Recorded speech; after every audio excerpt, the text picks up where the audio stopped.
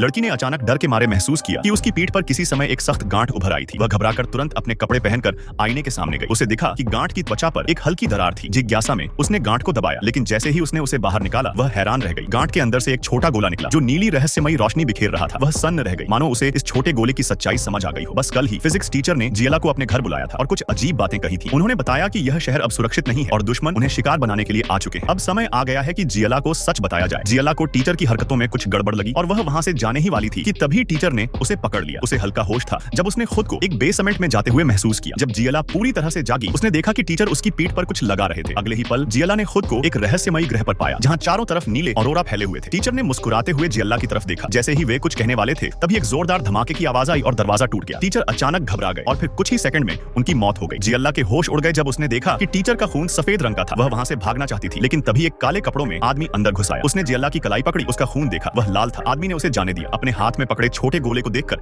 जियला को एहसास हुआ कि यही वो चीज थी जो टीचर ने उसकी पीठ पर लगाई थी। लेकिन आखिर टीचर ने ऐसा क्यों किया? सच्चाई जानने के लिए जियला ने अपने एक दोस्त से उस गोले का टेस्ट करवाया। जांच के बाद उन्हें पता चला कि यह छोटा गोला लगातार इंफ्रासाउंड तरंगें छोड़ रहा था।